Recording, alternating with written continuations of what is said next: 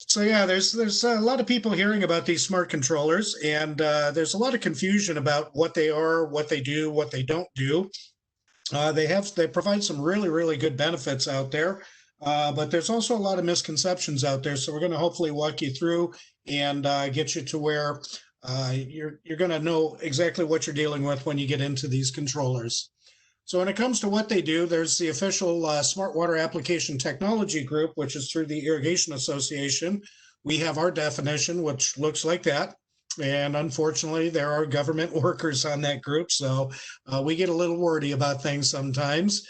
But really, what all that means, come on, is it means these controllers will adjust themselves to irrigate the proper amount based on the weather conditions. That's really what all that verbiage really meant. And we have to remember that's all they do. They don't do anything more than just adjust how often and how long your different stations will run based on how you programmed them. So we also have to remember what these controllers will not do. Number one is they won't fix a poorly designed irrigation system.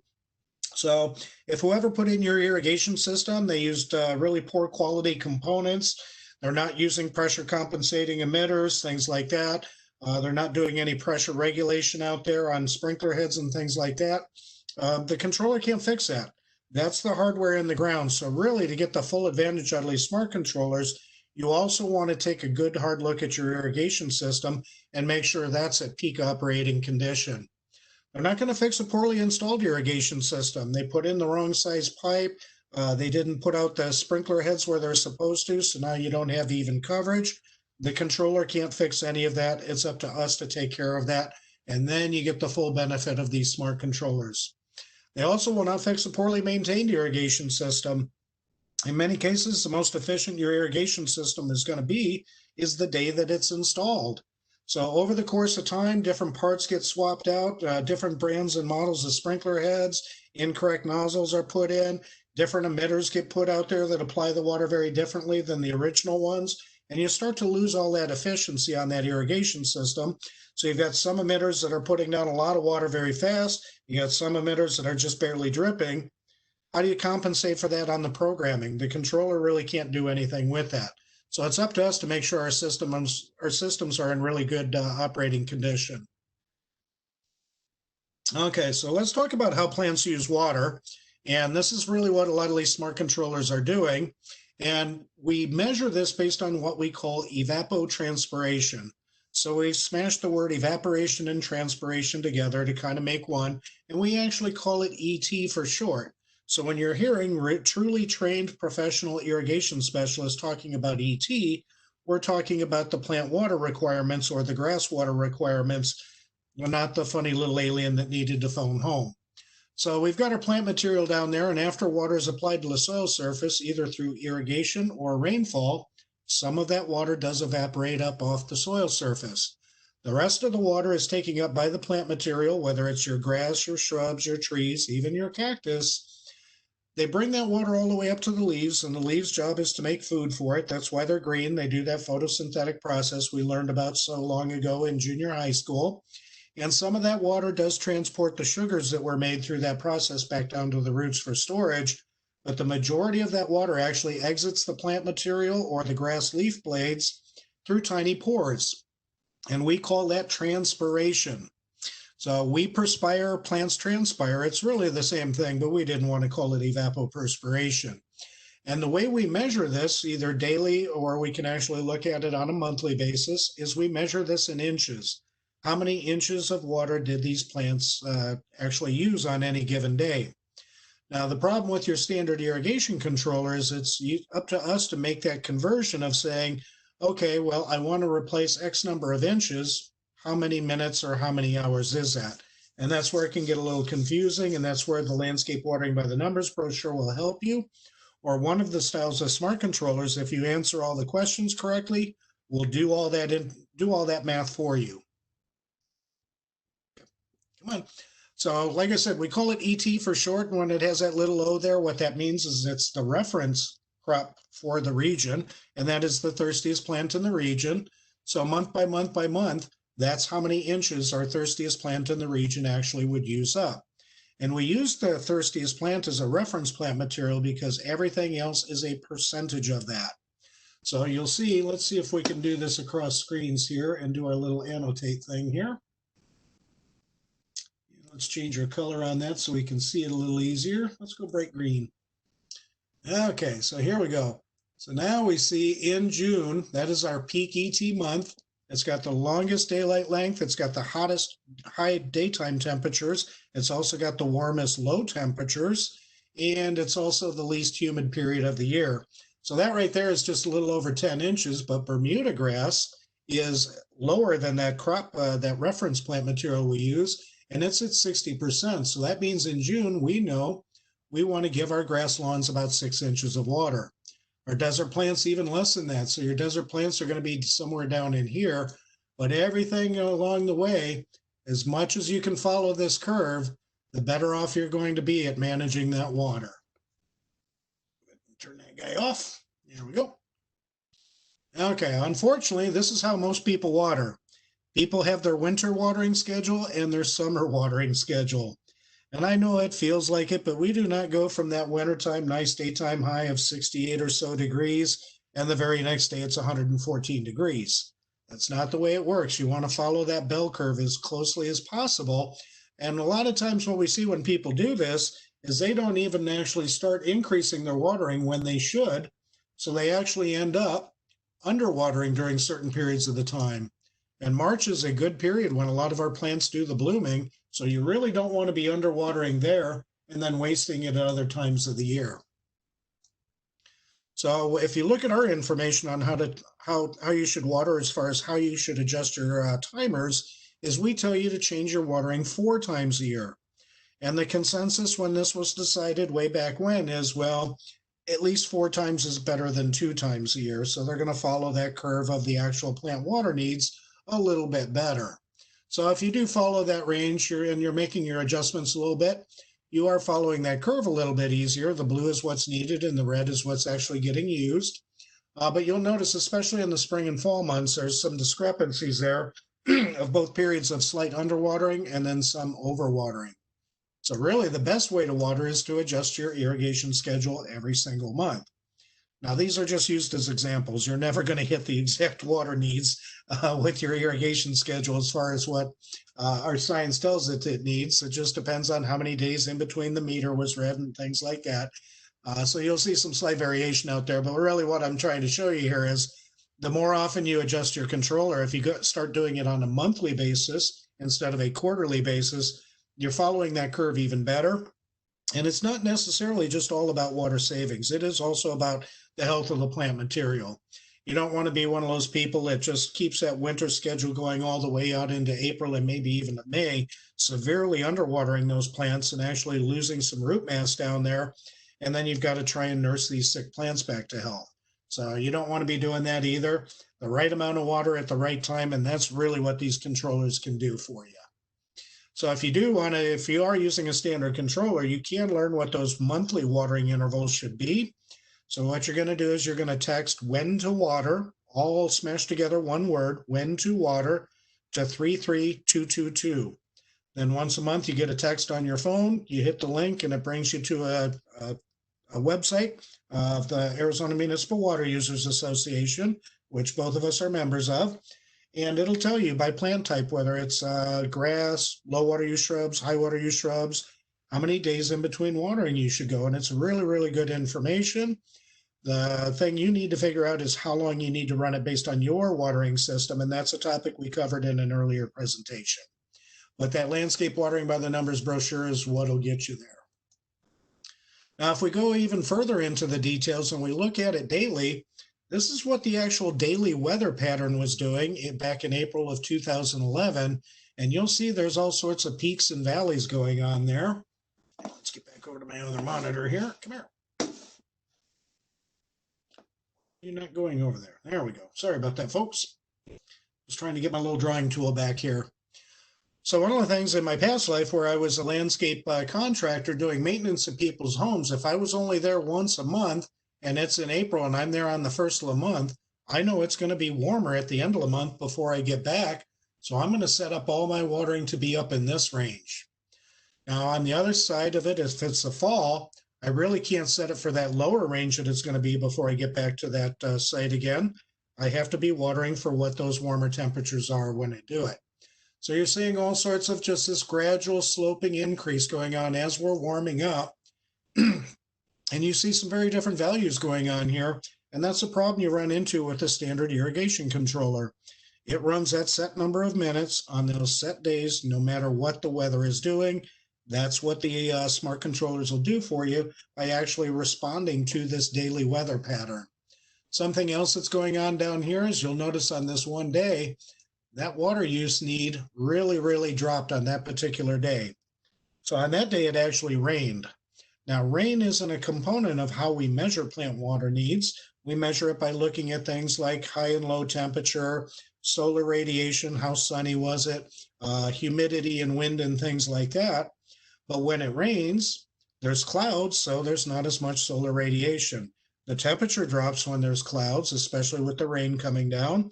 And the other thing is that humidity level really increases. So the plant water needs drive drastically when we have a rain event.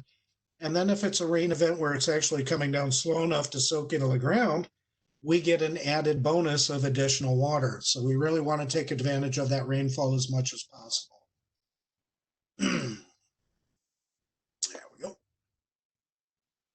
Okay, so looking at the landscape watering by the numbers, like I said, if you follow this, I'm going to use grass a lot as an example, but these controllers work very well for desert plants and drip irrigation as well. So if you do your tuna can test with the landscape watering by the numbers, and you follow the little table there based on what you measured in your cans, we're going to tell you how many minutes to run your sprinklers that will apply 3/4 of an inch of water each time you water. And we tell you to leave that alone. Don't change it. Just change the days between the waterings. And that makes it easier for a person to manage a regular standard irrigation controller. So what we're looking at here, why does that, there it goes.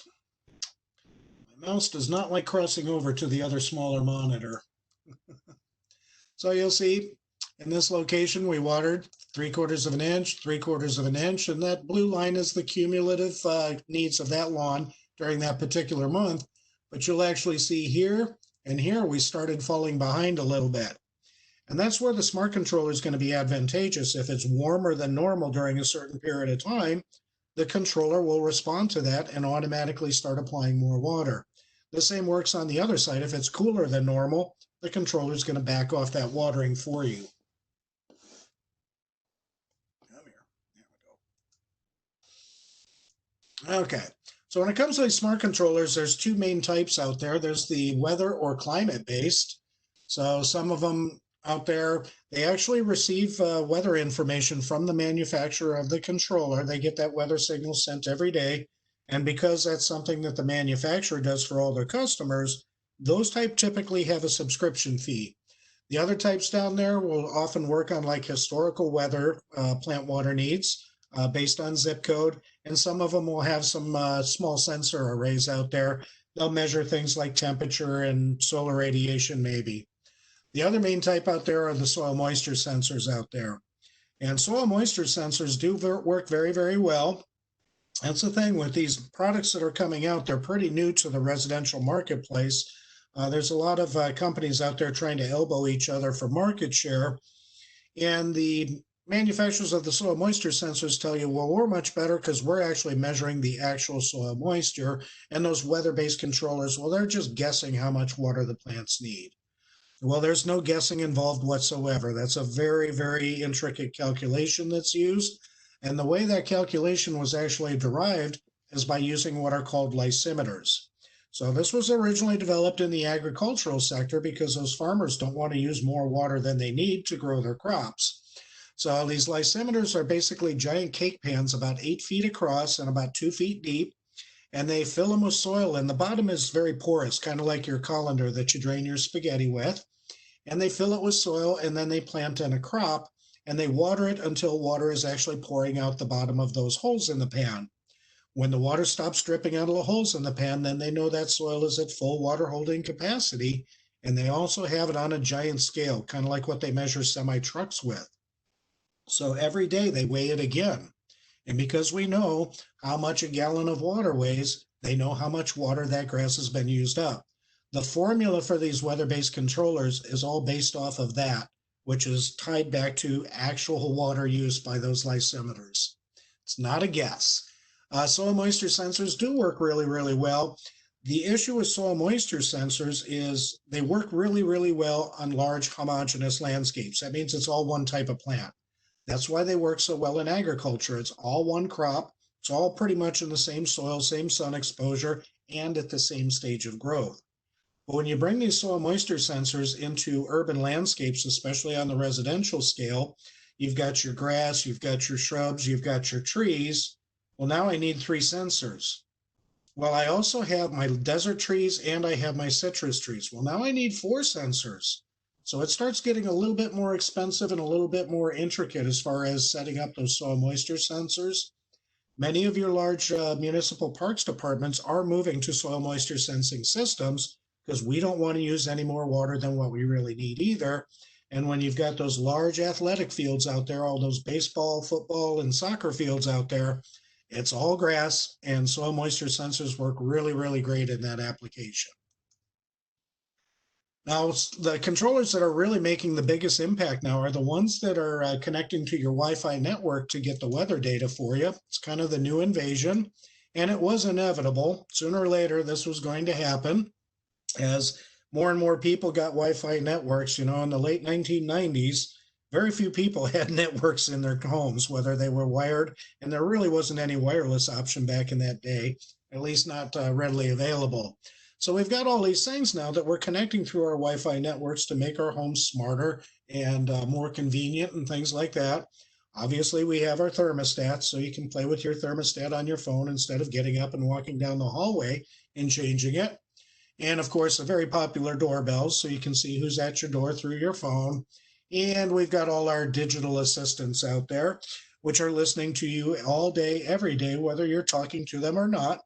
So if you happen to be house training a puppy, so that digital assistant's listening to you. So when you next open up your email on your phone, you're going to wonder why you have 20 emails from carpet cleaning companies. That's because those assistants listen to you all the time.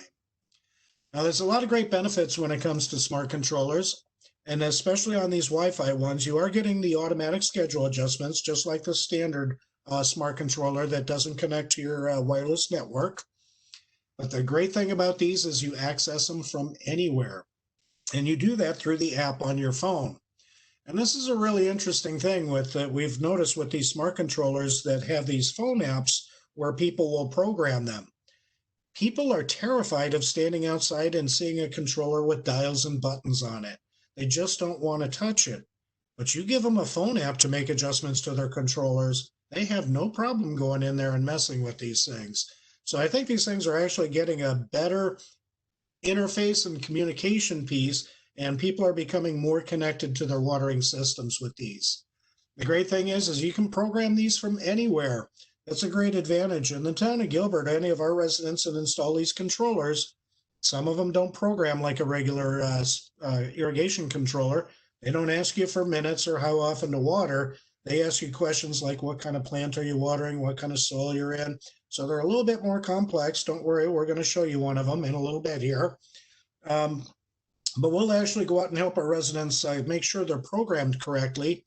And occasionally something will get messed up and they'll call us back up.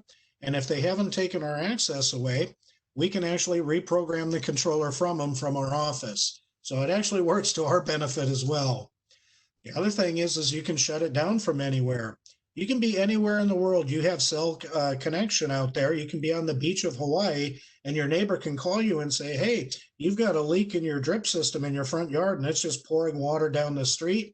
You can pull out your phone and shut off that irrigation zone all the way from the beach in Hawaii. You can also run stations from anywhere. So this is another great thing too, as far as getting people more interactive with their irrigation system and inspecting them. With the old ones, you've got to go out to the timer, you've got to turn the dials and push the buttons to turn the stations on. Then you got to walk around the house to where the thing is actually watering. Well, now your phone is a remote control that works with your controller, so you can walk around the yard with your phone and turn stations on and off and very easily inspect them. So I actually see this because of our assistance protocol we do in the town of Gilbert. many of those residents, after they give me access, because I don't want to hold their expensive phone and maybe drop it and break it, I have them give me access so I can program it on my phone. And I tell them, when we're done here, just remove my access. I don't really need it anymore, but they never do. And every day I'm getting notifications seeing people going out and turning on their irrigation. I see these little quick 2 and 3 minute runs where people are actually going out and inspecting their irrigation system, which is a great thing to do. Catch those leaks before they become giant water bills. The other great thing about these Wi-Fi connected smart controllers is many of these manufacturers, when they come up with new features they want to incorporate into their controller, in the old days, if a manufacturer wanted to add a new feature out there and they came up with this really neat thing that was going to help a lot of people, what you had to do was remove your old controller and install their new controller. That meant buying a new controller. Nowadays, all these new features these companies are coming up with, they're just feeding them through the internet and through your connection to your Wi-Fi and updating the firmware on these controllers, just like your phones, your cameras, and your Apple TV or whatever you got out there. So there's a lot of advantages to these Wi-Fi controllers. Now, when it comes to weather, you do want to know where this weather is coming from. So different ones will do it different ways. Some of them will give you the option of doing it one way or the other. So is this weather that it's picking up and using to measure that plant water need on a daily basis, based on all the irrigation stations you have out there? Is it coming from a homeowner weather station through someone like WeatherBug or Weather Underground?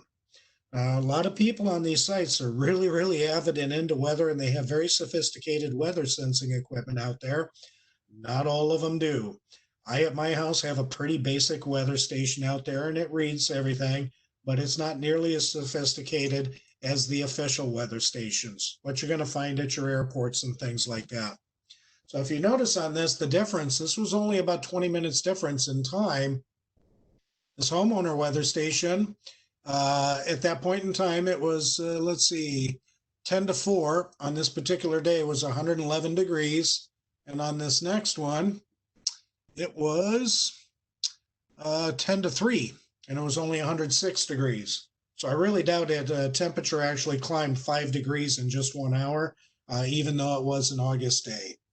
So you may want to consider that, and don't worry about picking up weather information from a site that's not really, really close to your house.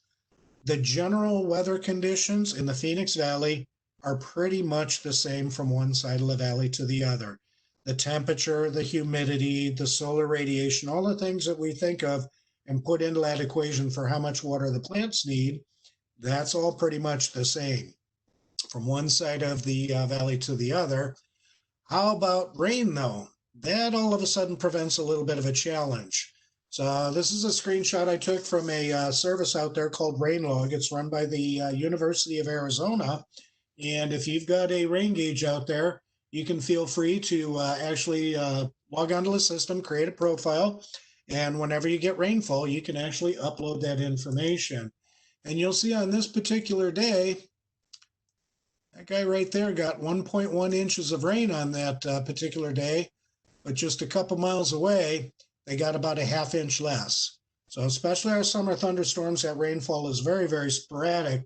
So you may not want to use the weather station that's 10 miles away to account for rain, because it may rain at that airport or wherever that weather station is, but not at your house, and your controller will suspend the watering. Or it'll rain at your house, but not at the airport, and you wake up the next morning, and lo and behold, the smart timer is out there watering the yard when it shouldn't be.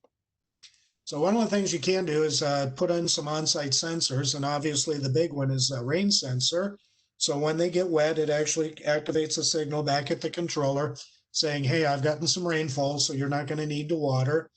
They come in both wired versions, which means you do have to connect them back to your smart controller with wires. They also have wireless versions available. They're a little bit more expensive, but a lot easier to install. But do pay attention to where you're putting these sensors. Don't put your rain sensor underneath the eave of the house. It's just not going to do you any good out there. So this particular style rain sensor, they work fairly well. They do dry out a little bit more quickly than they need to, so they start allowing rainfall to actually start, they allow irrigation to start happening much sooner than it really needs.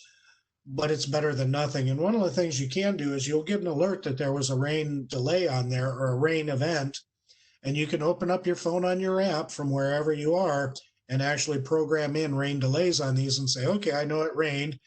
I know that sensor is going to dry out tomorrow, but I'm going to make sure this timer doesn't water for at least another X number of days, depending on the time of the year. Some other sensors you can think about out there, if you're in a very windy location, you don't really want your sprinklers operating in a very windy day.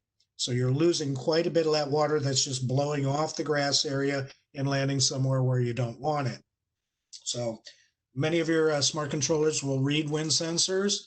And if you're really, really out in the outlying areas, you may want to consider a freeze sensor. Although with the Wi-Fi controllers, freezes are going to be picked up by your controller from whatever weather station you're using, unless you're way, way, way down in South Chandler and the weather station you're using is in the middle of downtown Phoenix.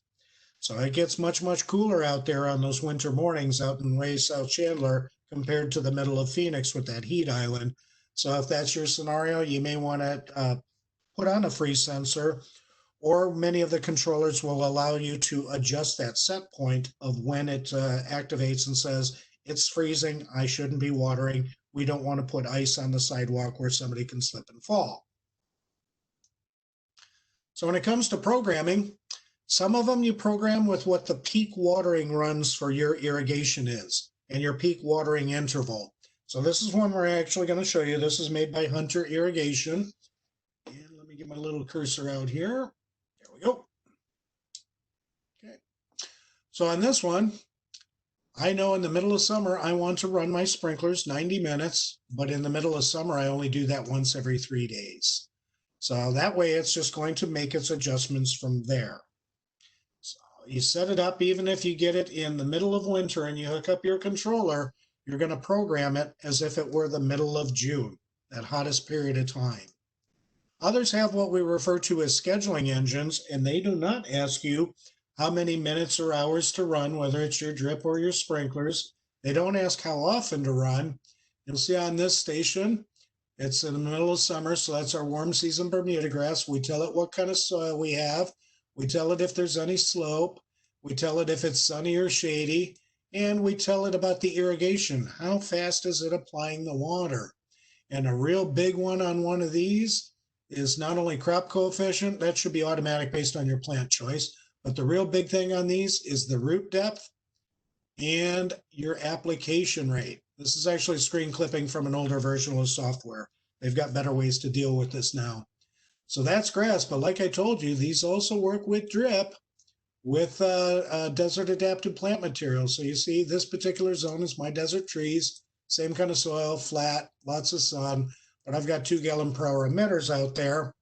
And now my root depth is deeper. I want to water my trees deeper. It's going to utilize all that information. These are the same things that a trained certified landscape irrigation auditor looks at to create a proper watering schedule.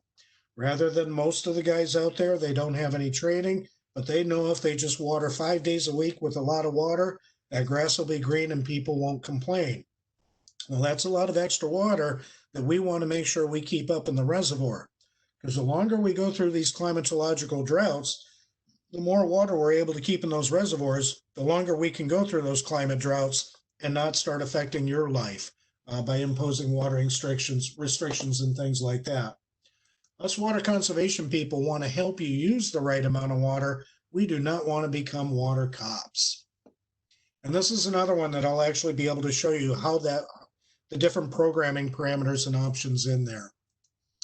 So Audely's too, whether it's working off of the peak watering or it's the scheduling engine, asking all those individual questions, as far as which one is better, either one is better than a standard controller because it's going to be making those minute micro adjustments on a daily basis, which nobody's ever going to do. The important part is it needs to be programmed correctly. So when it comes to setting up the controller that uses peak summer watering, in order to come up with a true needed water, correct watering schedule, you're going to want to use that watering by the numbers brochure to figure out what that should be. how many minutes for these sprinklers and how many hours for those drip emitters. It's an old acronym out there, garbage in equals garbage out. So got to make sure they're programmed correctly.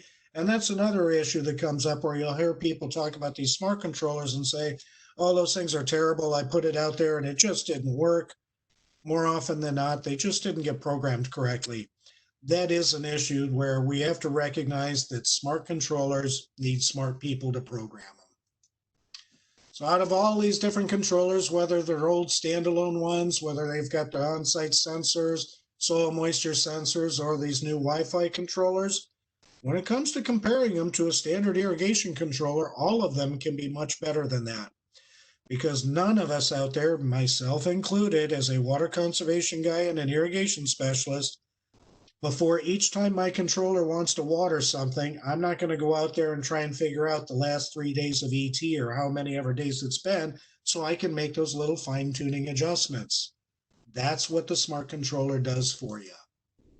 So what are these smart controllers going to help?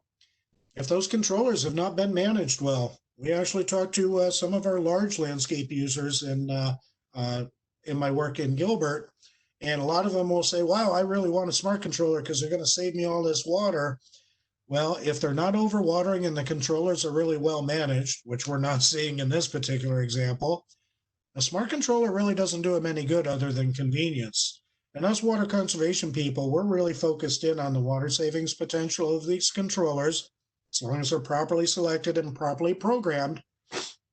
But we found that many people want these controllers not because of water savings, but because once they get them set up, they don't have to worry about going out and adjusting them for the different watering seasons or the different weather patterns out there. So a lot of people see it as more of a convenience issue. So what's required for them to perform is they got to be programmed correctly. And we'll see people that talk about these smart controllers and say, well, I put in a smart controller and the landscape died. Well, yeah, it was following that weather pattern perfectly, but you programmed it wrong and it was only giving that landscape half the water it needed. Or on the flip side of it, somebody will say those smart controllers don't save any water. I put one in and the water use doubled. Well, as you can see, it was following that bell curve of that ET curve we talked about earlier perfectly. It was just programmed incorrectly.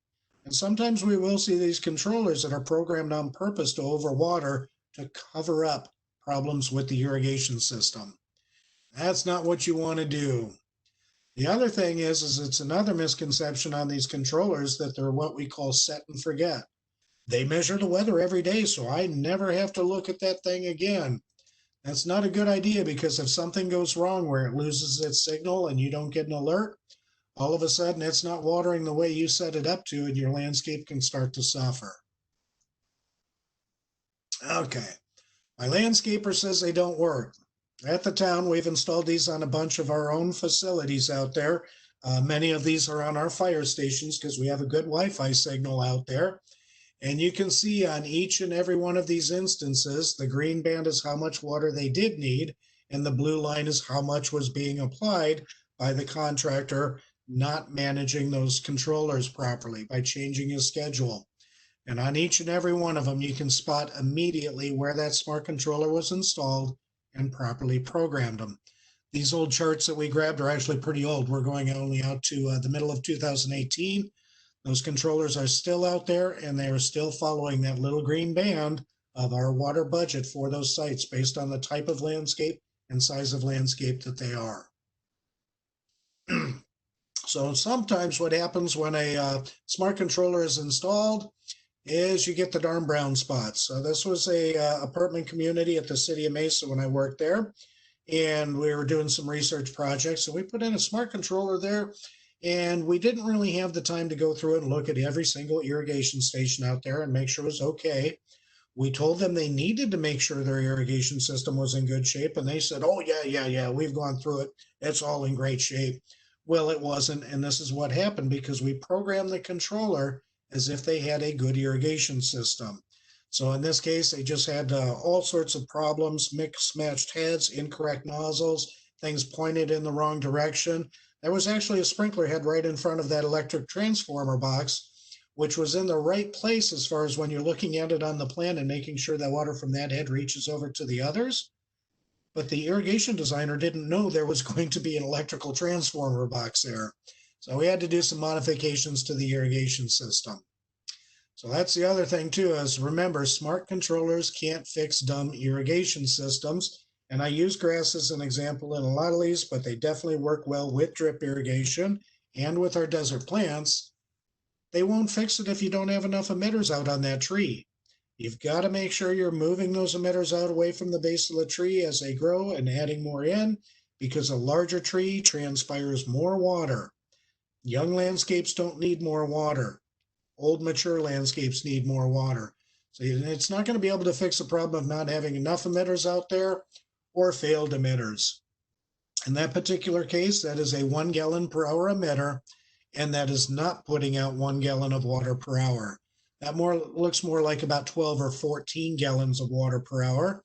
And even with drip systems, when they're applying the water too quickly like that, it's still applying the water too quickly for the soil to absorb. So you're just watching it just run across the surface there. That's why you want to stay away from those poor quality emitters that don't do pressure compensation and literally put down the water, just like what you're seeing in that video. When your drip irrigation system is running, it should be putting out drips of water. That's why we call it drip irrigation. A 1 gallon per hour emitter should be constant but visibly separate drips. So it should go drip, drip, drip, drip, drip, drip. Applying the water slowly like that, it will soak into our soil. So we got to pay attention to our irrigation systems out there. So when it comes to seeing these problems after we install it, we got the brown spots in the lawn. We've got water running down across the yard there from that bad emitter out there. Find the problem with the actual irrigation system. Remember what a smart controller cannot do. It can't fix that hardware that's out in the ground, your drip emitters, your sprinkler heads, and things like that. Don't blame the controller. That's what many people do. I tried a smart controller. Those darn things don't work. And I had all sorts of problems. The problem is either programming or the irrigation system itself. Don't make the smart controller overwater on purpose to cover up a bad irrigation system. We see that happen often enough too. So when it comes to our smart controllers, out of all the different types that are out there, one of the most important factors, you're going to want to make sure whatever smart controller you pick does this: watering frequency adjustment. Some of your real low-end smart timers out there, they're much less expensive. A lot of them are add-on devices to existing controllers. You still program them for that summer watering, but all they do is adjust the runtime. They don't have the ability to adjust out the days between watering as it gets cooler. Now, those types of controllers are fine in other climates, even within our own state. They're not watering any landscapes in Flagstaff in the wintertime. They're just not doing it. So their minimum and maximum water needs for those landscapes isn't nearly as big of a difference as it is down here in our low desert.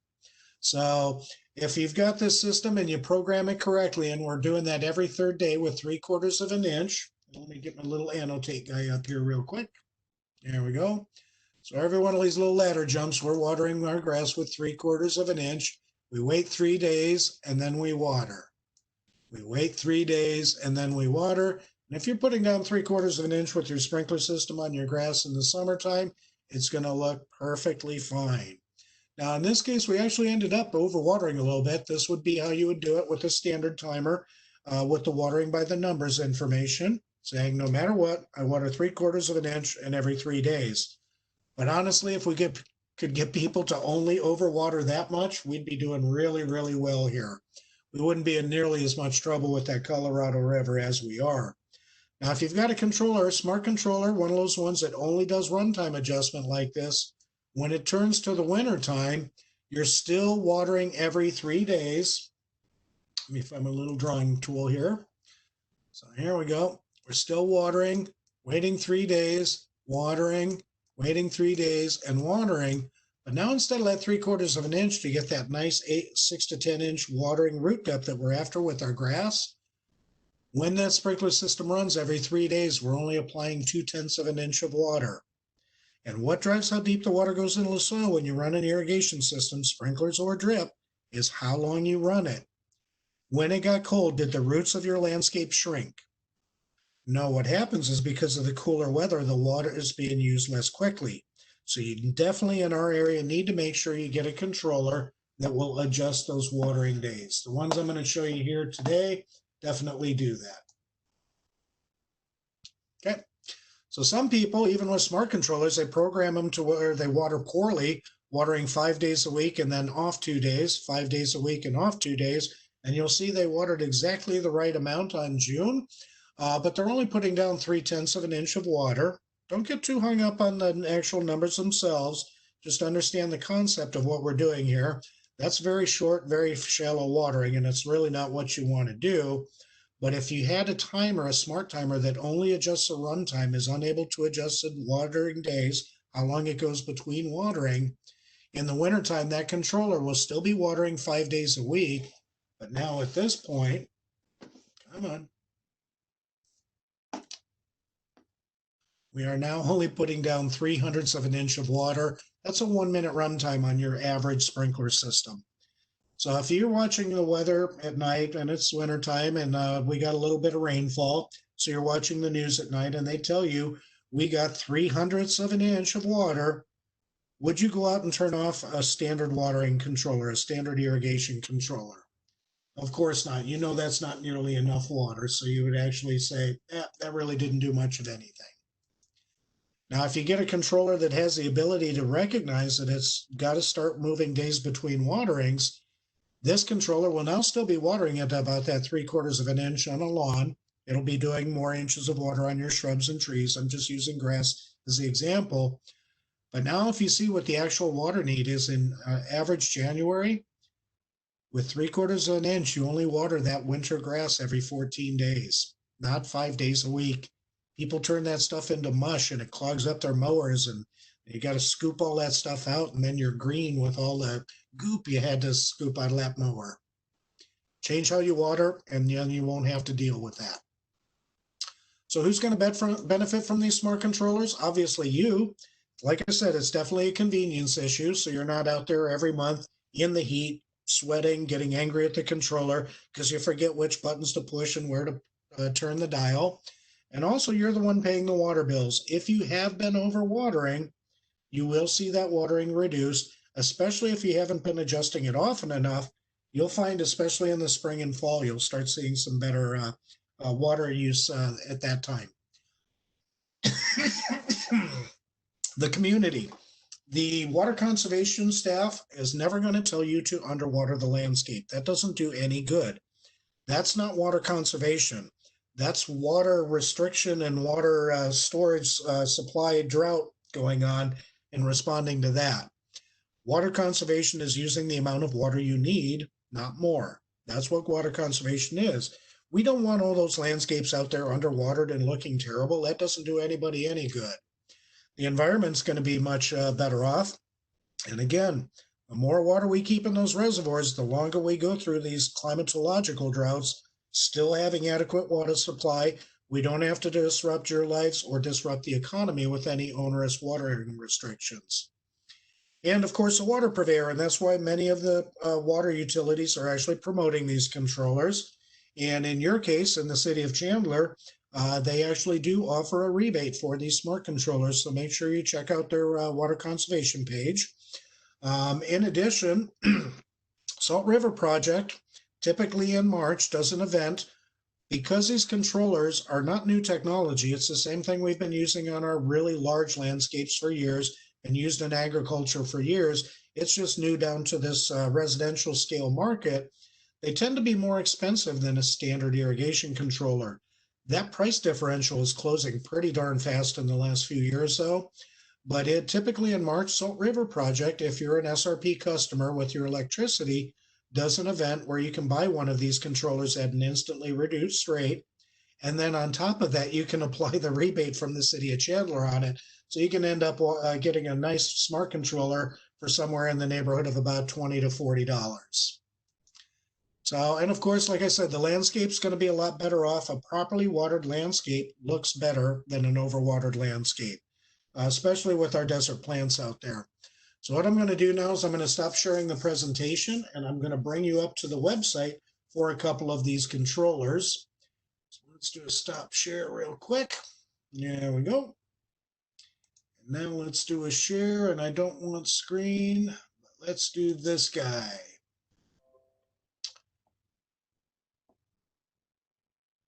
Okay. Is everyone able to see the web page? I'm going to move these boxes out of my way so I can see what I'm doing here. There we go. Okay, so this particular one that I'm showing you is the one that's made by Hunter. They call it the HydroWise. Their other one is they call it the HC Pro or Pro HC. That's the one that's an outdoor mount, and you can get it with more stations available. So when you first log on, you're going to see what's going on. You're going to see what our current temperature is. Let me do my little annotate here. So yeah, they got a real neat little dashboard. You can see what the temperature is. You can see how much rainfall has fell. You can see what the forecast is going to be based on the controller we've seen out there.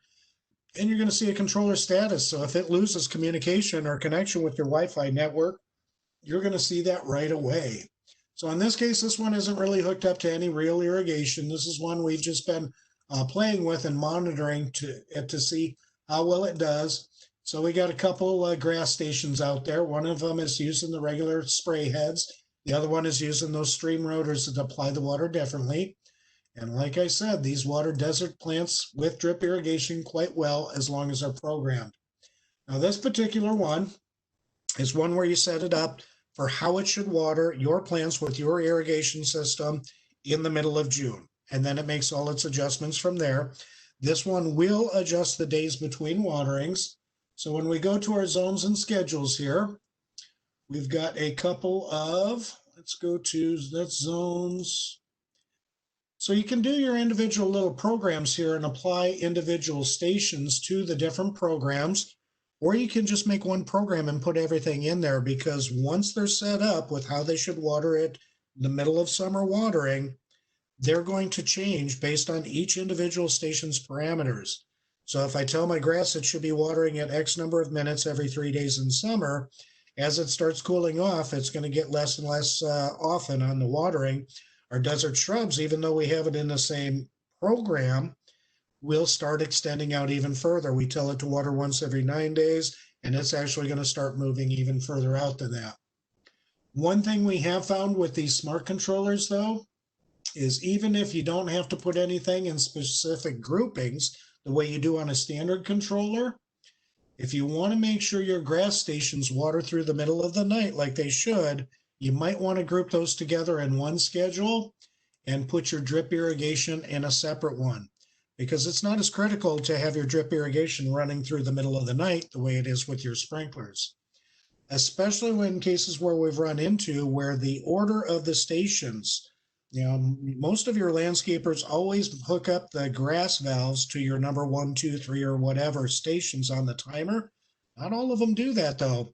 So we've actually seen some of them where you set water windows. What hours are they allowed to water? And if they've got a couple of drip stations and then number 3 is the grass station, we actually had a scenario where it was watering those 2 drip stations long enough that it got outside of the time it was allowed to water. So the grass started missing a bunch of waterings and it didn't look very good. So we had to go out and make that correction. So on our schedules here, we're just telling it on this particular timer what time of day we want that schedule to start and what stations are in it, and then what are the days it's allowed to water. But the big thing is where you're going to look at your individual zones. So let me scroll down here. So you can actually see what's going on with the water that's in there. You can see it looks like the citrus zone watered not too long ago. So it's nice and green on its estimated water capacity.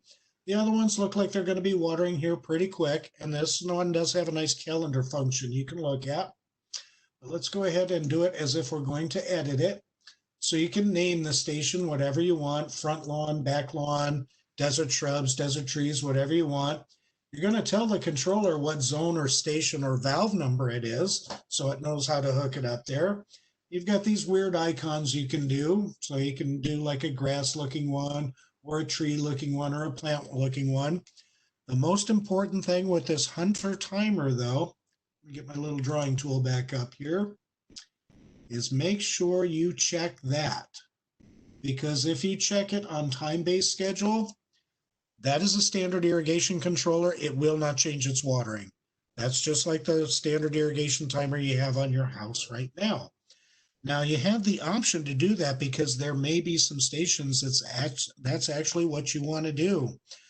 Maybe you've got something that's doing a few minutes of autofill every day on a fountain rather than using one of those float valves. So you're going to actually set that up in a time-based schedule rather than trying to make it and guess what all those different parameters are going to be as far as making it predict the weather.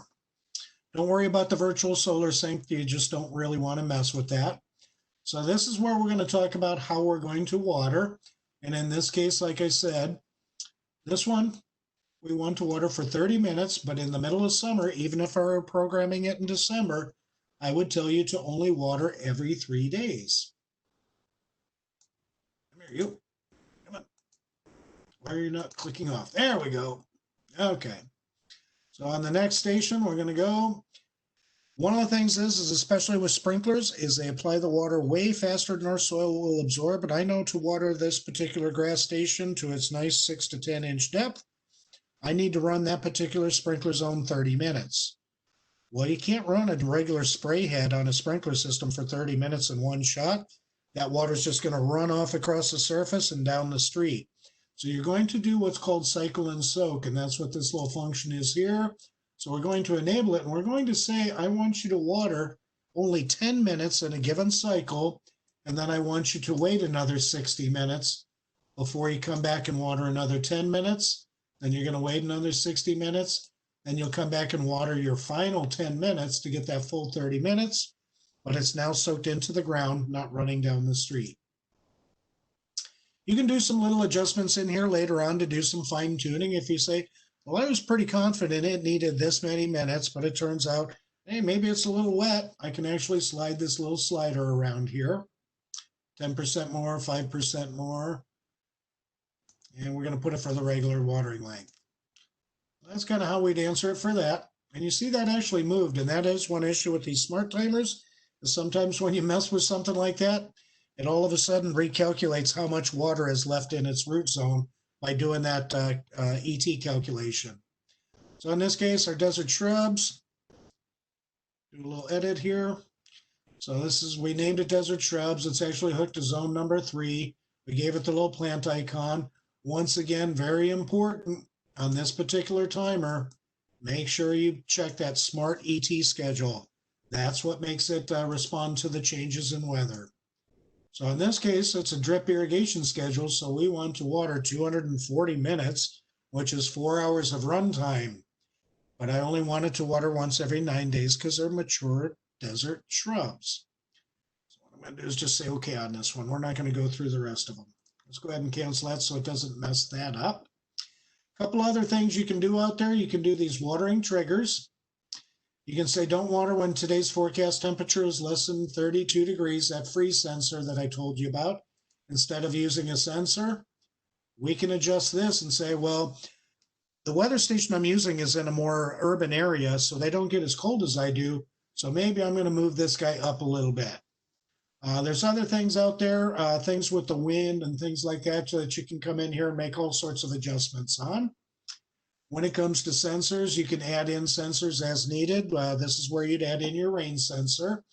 But one of the really neat things you can do here is your reports. So you can look at what it thinks it's going to water as soon as it loads.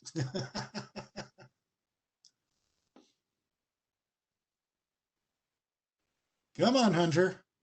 There we go. So now this is showing me on a watering schedule. So let me bring up a month's view here.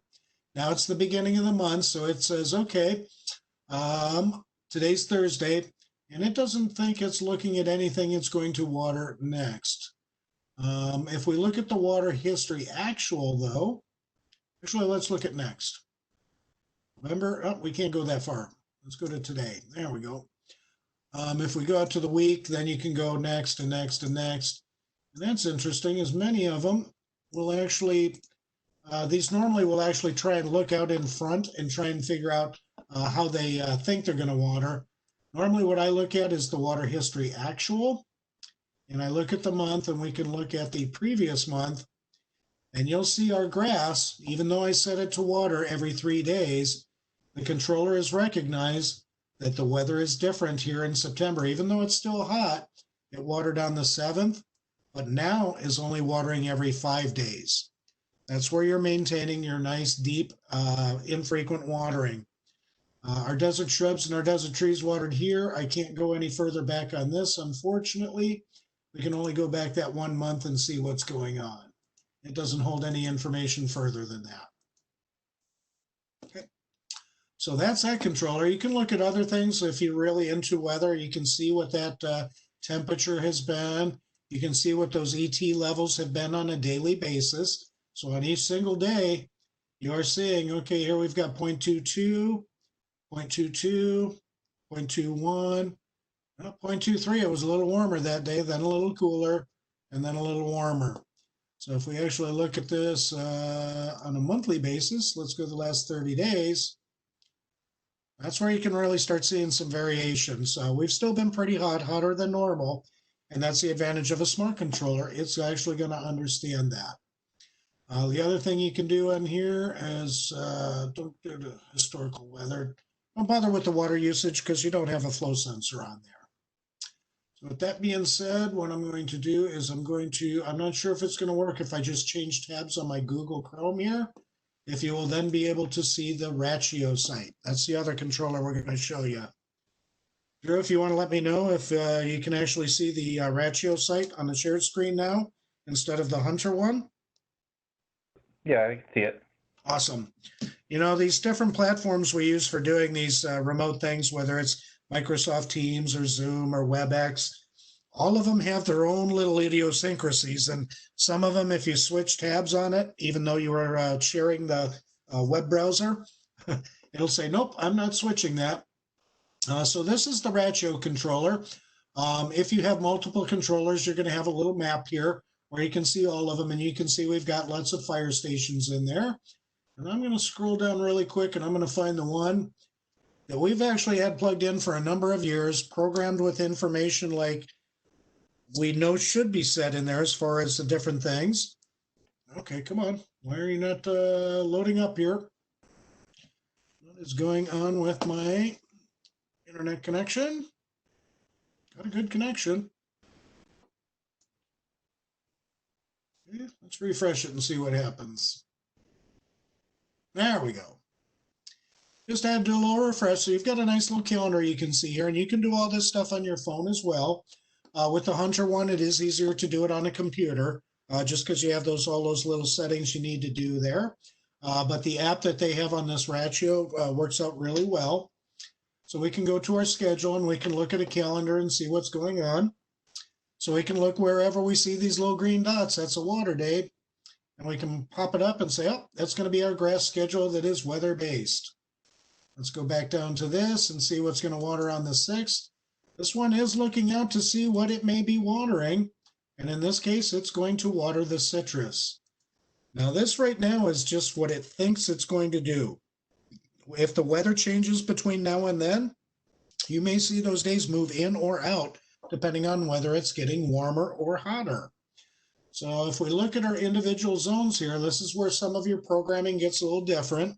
And this one is kind of neat. Rather than icons for your different plant material, you can select one of their default little images, or you can actually take a picture of your area of the yard and use that so you know exactly what you're looking at.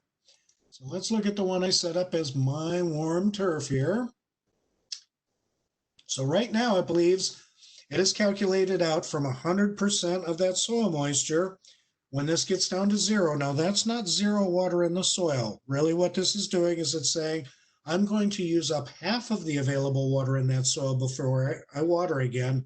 And that's when you get to 0 here. That 0 on this really means half of the available water in that root zone is still there. So you can actually, let's see how long it takes this to pop up. There we go. We can look at our graphs. So here you're seeing your daily water usage. So here it had that much water. The next day it measured the weather and it says, oh, that grass only has that much. Now only this much, now only this much. And when it gets down to this 50% allowed depletion, that's when it waters again. And it's going to do that each and every time. So now it looks like it just watered yesterday. So it actually got up to a little bit more than its calculated soil moisture balance. And it thinks the next time it's going to water is on October 7th. Now that may change between now and then. It depends on what happens with the weather. So this stuff really doesn't tell you a lot at the beginning of the month. This is just how much time is run for the month, and it's the first, so we're not seeing anything just yet. So when it comes to edit on this, this is where we answer all those different questions rather than saying how many minutes or hours we want it to run. So we have to tell it the plant we're watering, whether it's grass, is it winter grass or is it summer grass? Is it a shrub? Is it a tree? Annual for your flowers, perennials for your other stuff. They have a xeriscape option here on the ratio, but you don't want to actually select that. It's an unfortunate programming thing they've done with drip irrigation, is if you pick out the xeriscape function, it will only let those drip emitters run for so long, no matter what you've told it it needs to do based on its root depth and how fast those drip emitters are actually applying the water. So on the cheat sheet for this timer that you can get from the city of Chandler, we're going to actually tell you for that type stuff is to select shrubs or trees and then make some other adjustments there.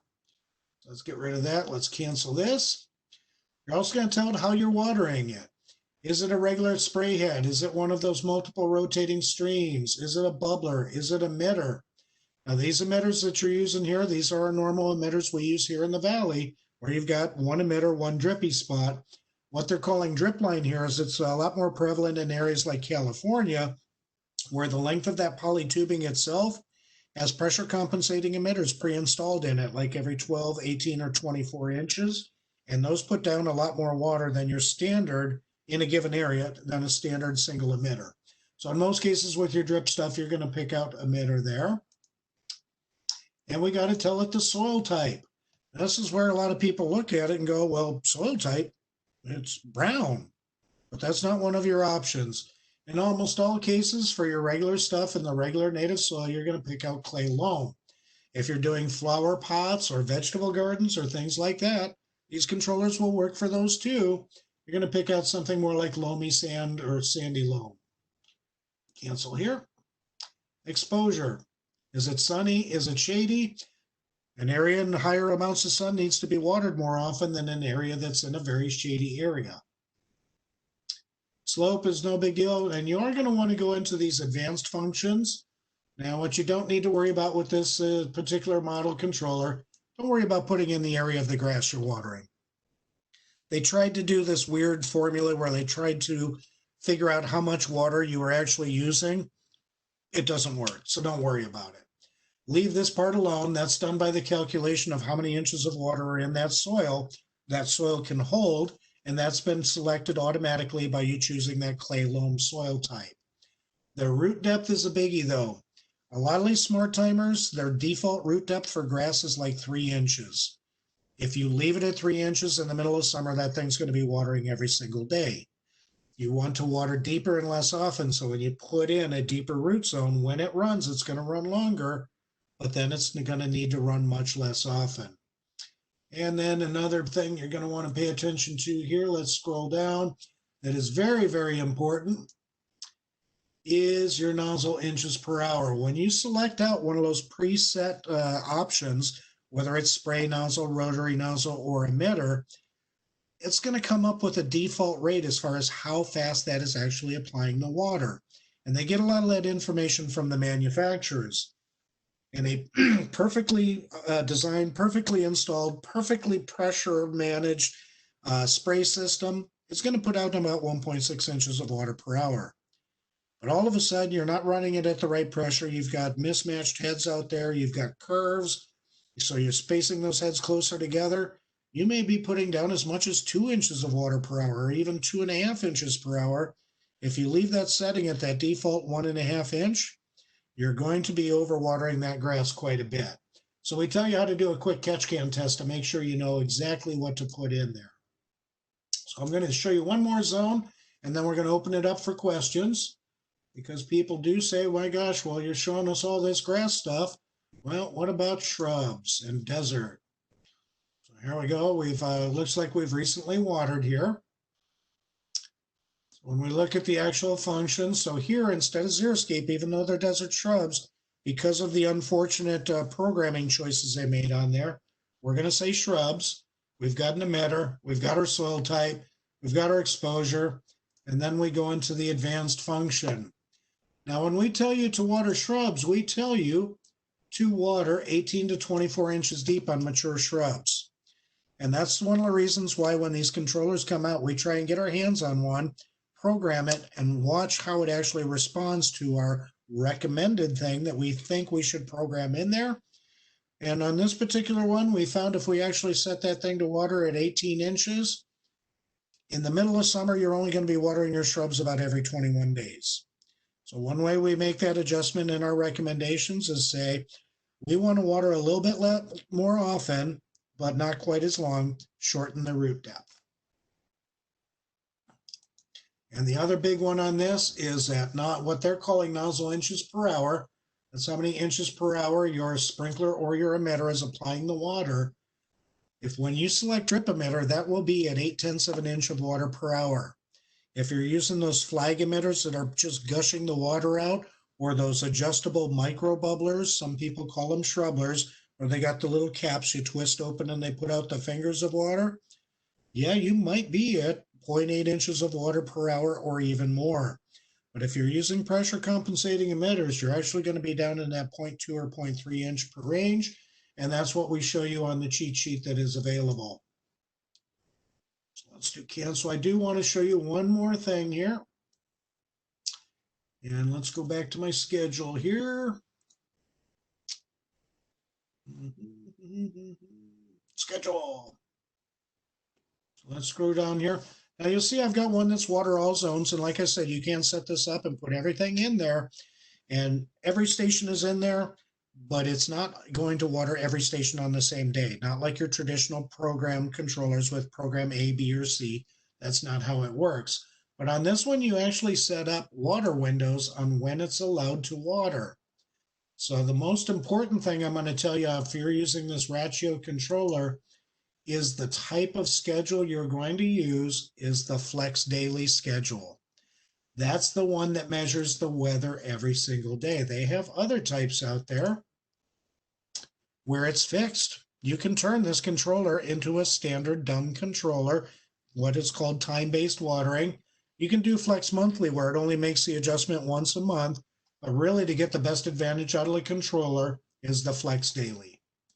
We're going to get our way out of there. We're going to tell it what zones are in that schedule, and we're going to tell it when it's allowed to start. So you can set water windows on it, or you can say, I want you to start now. And one of the things they have here is you can say, and before sunrise, and it'll automatically figure out how long everything needs to run on a given night and start watering at the appropriate time. If you've got a lot of stations, especially with drip stations, you might start watering at 4 in the afternoon and water all the way through to the next day until sunrise. So sometimes what you want to do is create those individual schedules. And let's go back on this guy. Let's X out all of that. And we're going to do one just for the trees, like this one. So this one, we're starting at 6 a.m. So that way we're making sure our grass has enough time to water through the night. And we're going to start our trees at 6 in the morning. And we could also put our shrubs in there as well. So let's see, what do we have in here? Yep, we've got flex trees. Yeah, we've only got the tree zone in here. So this is, like I said, this is a controller. It's not watering an actual landscape. So my coworker in the town of Gilbert gets in here and plays around with things too. So you can see what's going on with these controllers. And what I'm going to do is I'm going to stop sharing my screen here. And then I'm going to reshare back to that PowerPoint. Go. Just to make sure I can see any Q&As that are showing up in there. Move these guys out of the way here.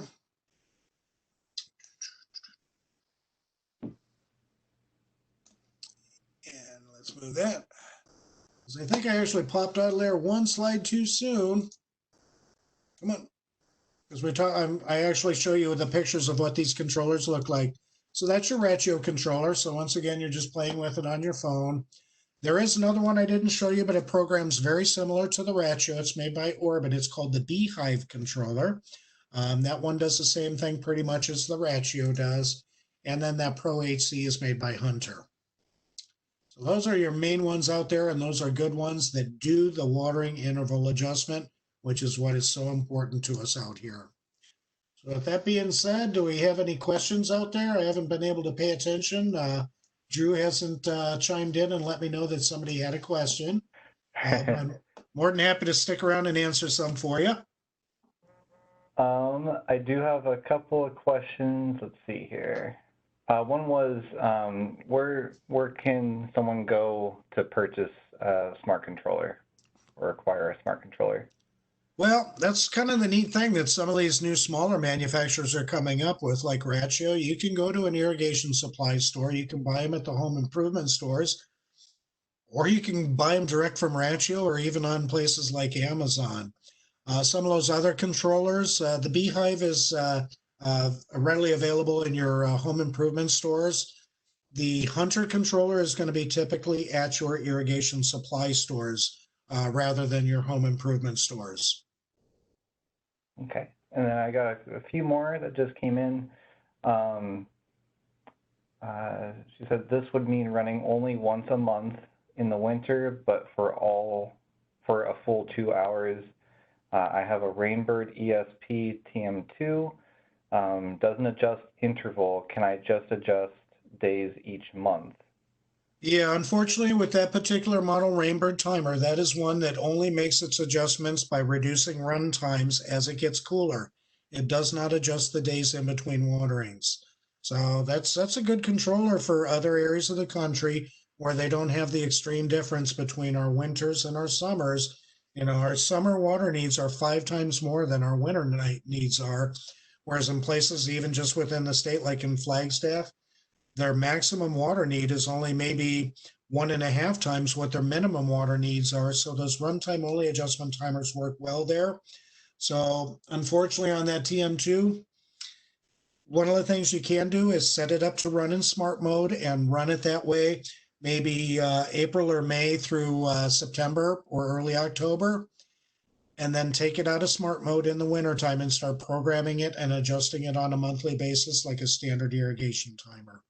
That particular one you can run in a smart mode or in a time-based mode where it doesn't make any adjustments to that runtime, but you will be able to go out there and adjust it on its own.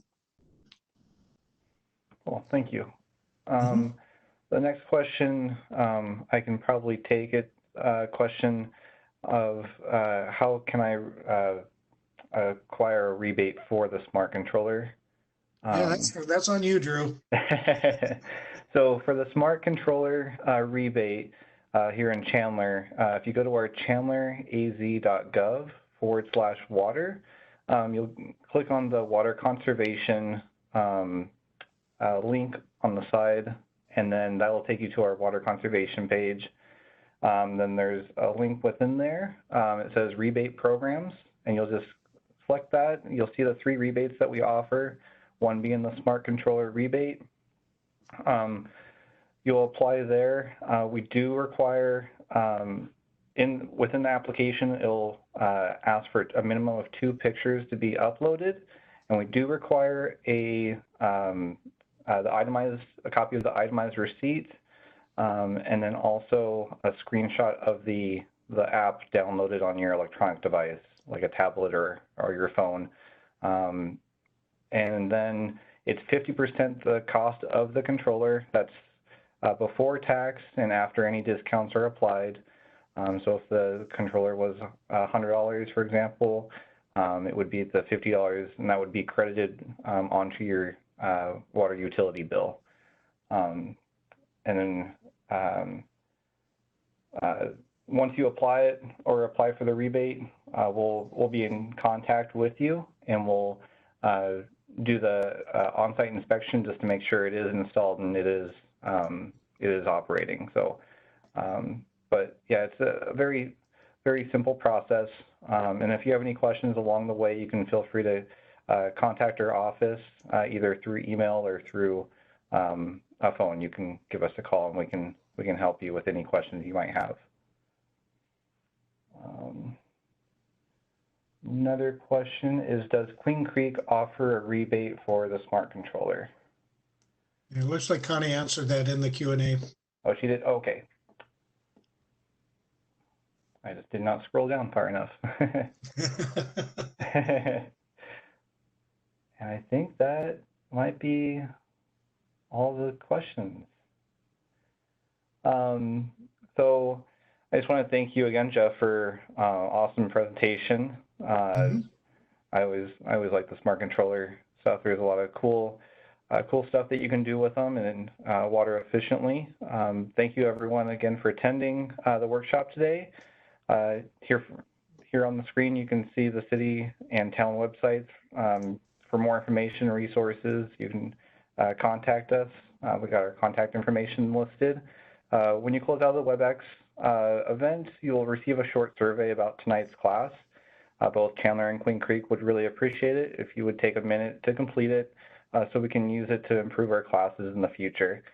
Thank you again, and I hope everyone has a great evening.